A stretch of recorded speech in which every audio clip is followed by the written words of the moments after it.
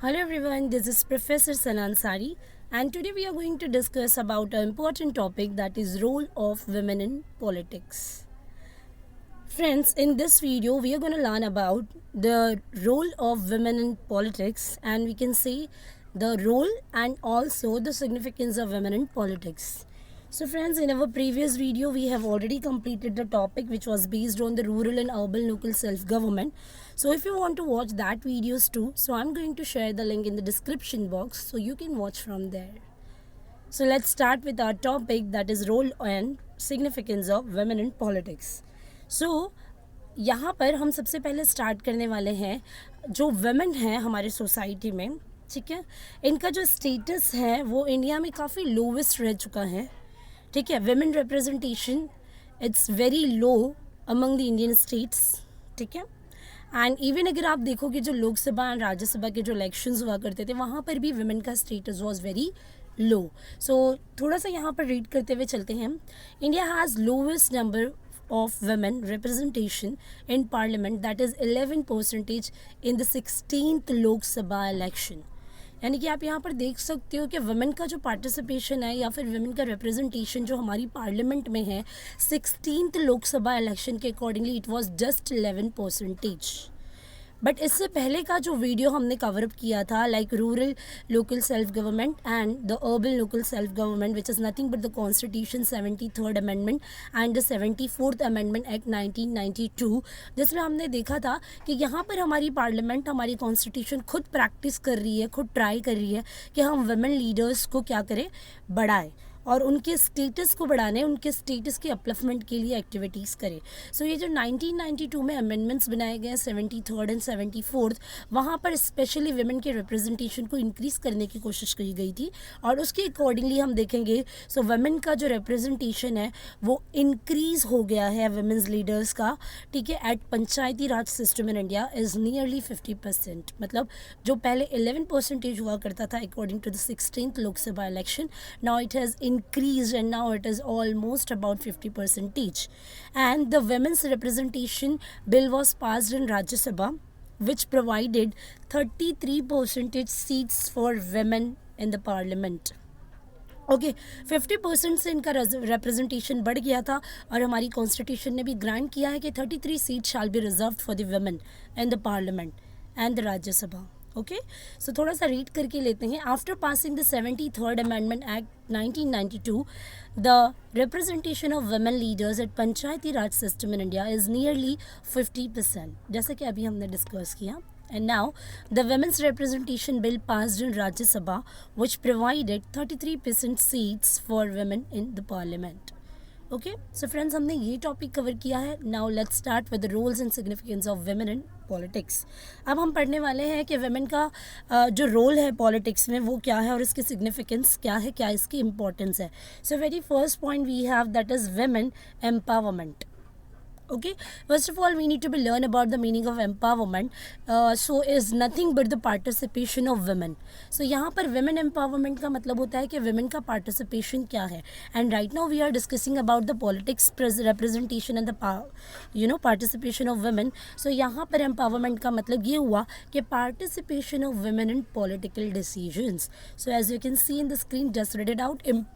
Empowerment of women in politics means the participation of women in political decision making process. मतलब politically जो भी decisions लिए जाते हैं उस प्रोसेस में वुमेन का पार्टिसिपेशन क्या है वो हम यहाँ पर लर्न कर रहे हैं, ठीक है. सो सिग्निफिकेंस एंड रोल में पहले देखते हैं कि वुमेन का पार्टिसिपेशन क्या है. So today there are a number of women at top position in political parties after passing the Constitution Act 1992, 73rd and 74th Amendment. The seats are reserved for Indian women representatives in Panchayati Raj and municipalities respectively. मतलब जो हमारा पंचायती राज है यानी कि जो rural local self government है and the municipalities यानी कि जो अर्बन लोकल सेल्फ गवर्नमेंट है, यहाँ पर आप देखोगे सो 73 एंड 74th अमेंडमेंट 1992 के बाद वुमेन रिप्रेजेंटेटिव्स का क्या हो गया, नंबर यहाँ पे बहुत ही ज़्यादा बढ़ गया है. वुमेन पॉलिटिकल लीडर्स यहाँ पर आ चुकी है. जैसे कि आपने पहले सुना होगा Indira Gandhi, she was a political leader, women political leader, ठीक है। सो यहाँ पर ये सारी डिटेल्स आप लोग याद रख सकते हो, और सुषमा स्वराज, ठीक है, ये आपने याद रखना है, ठीक है। सो वेमेन एम्पावरमेंट, यहाँ पर वेमेन के स्टेटस के अपलिफ्टमेंट के लिए ये कॉन्स्टिट्यूशन ने अमेंडमेंट्स की है, जहाँ पर हम वेमेन को ज़्यादा रिप्रेजेंट कर सके हमारी पंचायती राज और म्यूनसिपलिटीज़ में। Then we have next point of the role of significance of women in politics, that is political rights of women. अब हम पढ़ने वाले हैं कि women के क्या political rights है, ठीक है। सो women के political rights ये हो सकते हैं कि women को भी इक्वल वोट देने का परमिशन हो, ठीक है, यानी कि जितना जो मैन को जो इक्वालिटी मिलता है, same equality should be for the women also without any discrimination in case of vote, in case of elections. अगर इलेक्शन में if she wants to raise her hand in the election, so she can without any discrimination, ठीक है। और public office and exercise करना है for the public function, so women can do all this things without any man wise discrimination. तो just read it out करते हैं। It is important that the women in India are aware about their political rights for the elective participation in the political process, ठीक है।